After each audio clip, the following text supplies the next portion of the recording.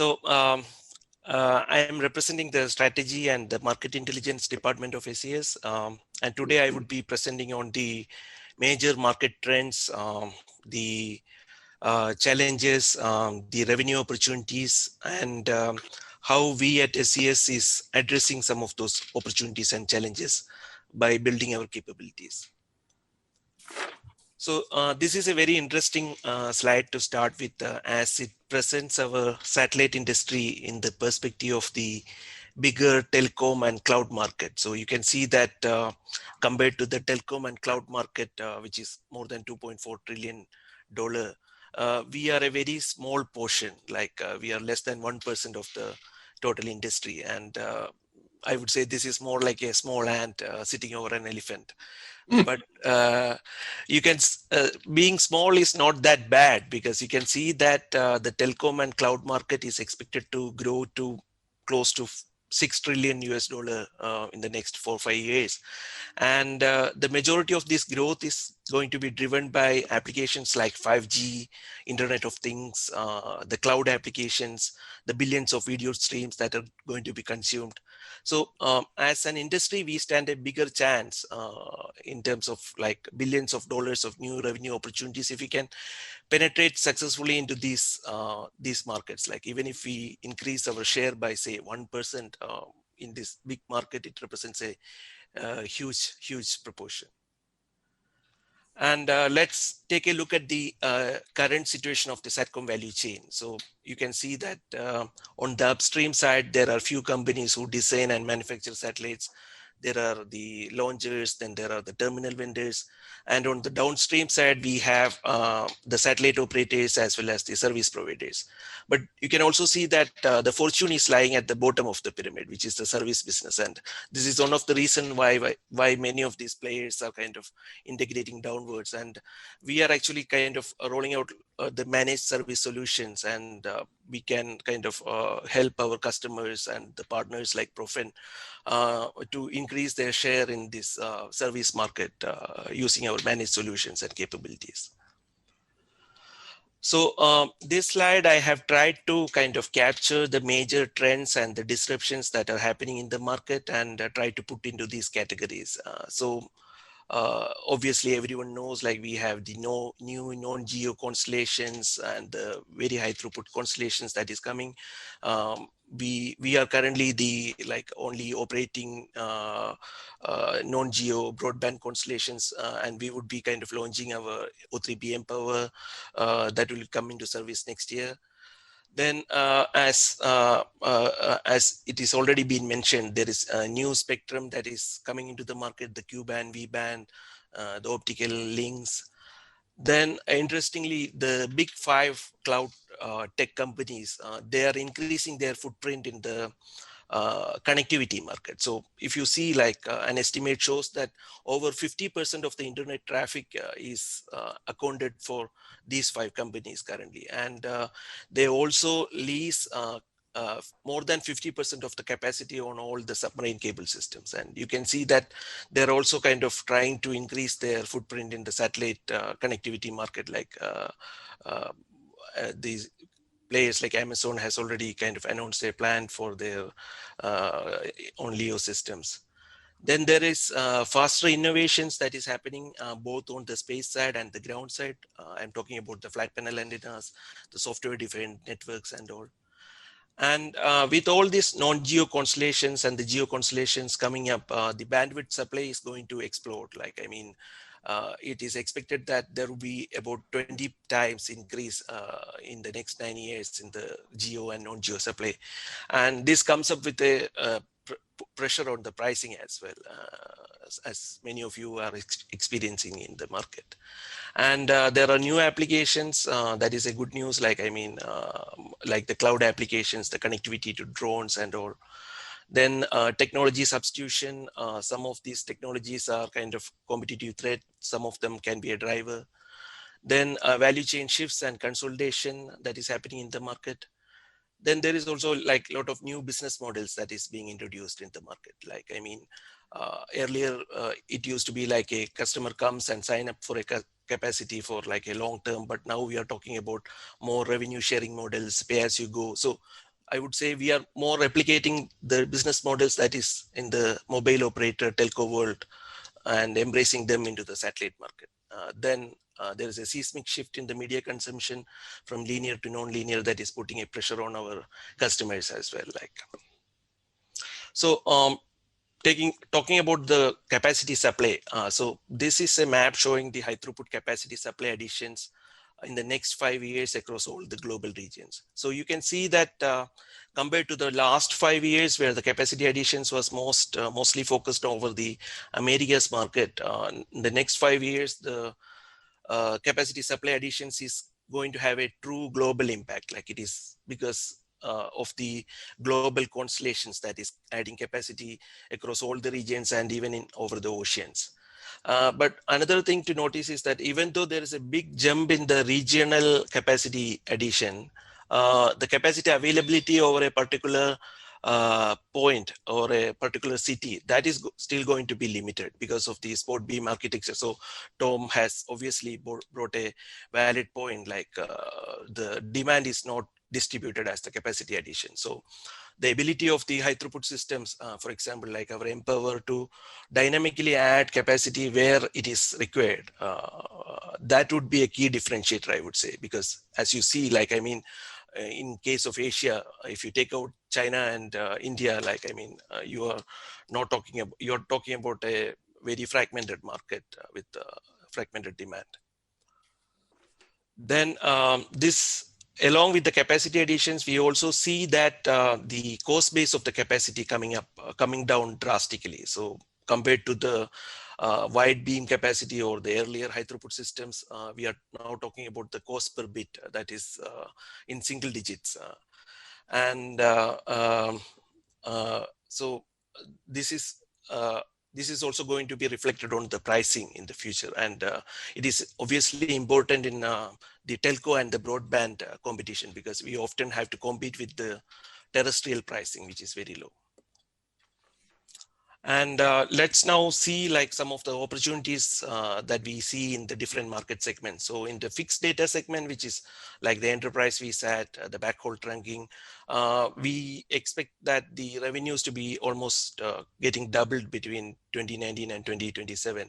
And you can also see that in the emerging regions, particularly in Africa, in the Latin Americas, in the Asia, the market growth is driven by the mobile backhaul. So in fact, we see that the 4G adoption across these countries are driving the demand in the throughput. And in many of the countries, we are also seeing that there is a direct switchover from 2G to 4G. And Swande from Intelsat has already pointed out, like, we are also seeing that the mobile MNOs are seeking a partner in extending the network and providing managed services rather than just somebody who sells the capacity, because they also want to kind of reduce their capex spending and only pay for the managed backhaul services. And on the enterprise side, we see that the traditional segments like the retail, lottery, that growth has slowed down because of obvious terrestrial competition. But there is huge growth coming in the universal service obligations or the government funded broadband projects. In fact, you can see that almost 50 countries around the globe has made the broadband access as a basic human right. And this trend is going to increase. And we estimate that the government will be funding, the global governments will be funding almost $2 trillion in the next 5 years for increasing the digital access. And we see good opportunities in, say, Indonesia, the Bhakti project, in India, the BharatNet broadband project, in Mintic, we have been involved in in Colombia, we have been involved in the Wi-Fi hotspot projects. So these are some of the bigger opportunities we see. And this is a government market.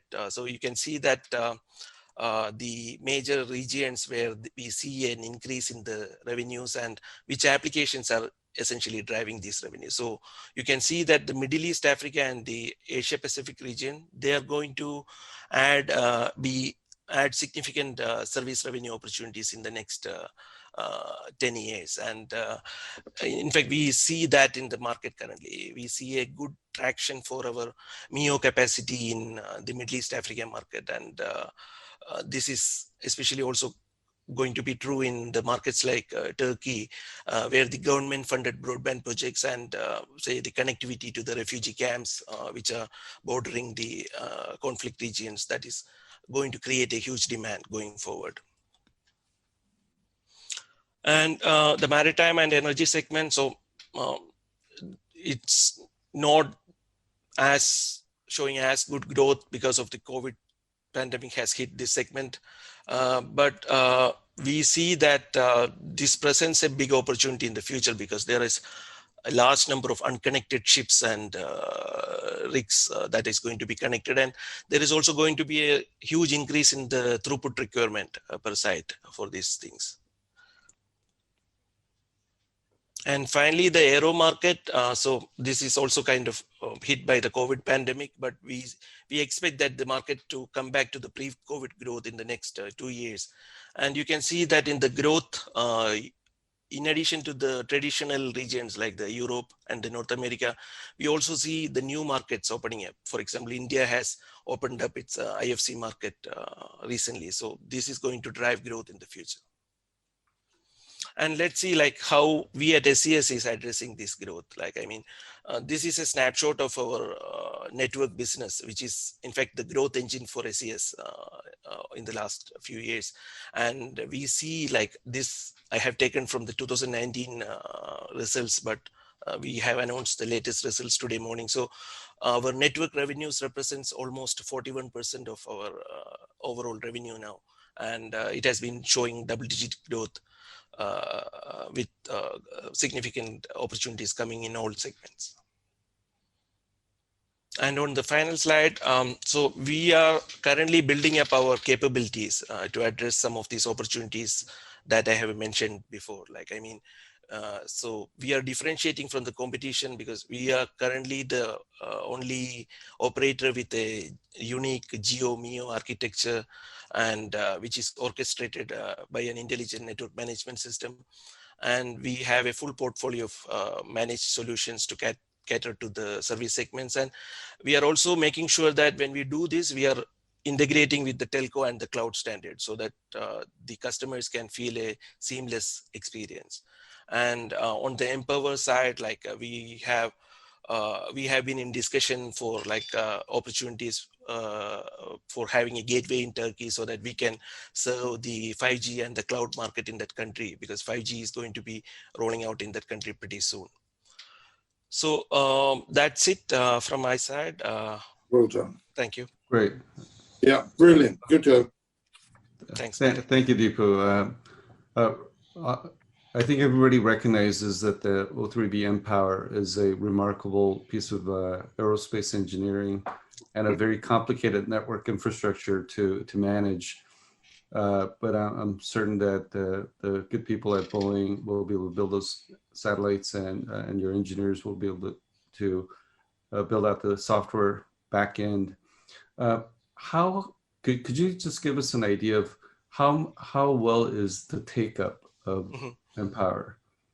Yeah. What percentage of the network's capacity do you think you will have filled or committed for prior, at the launch date?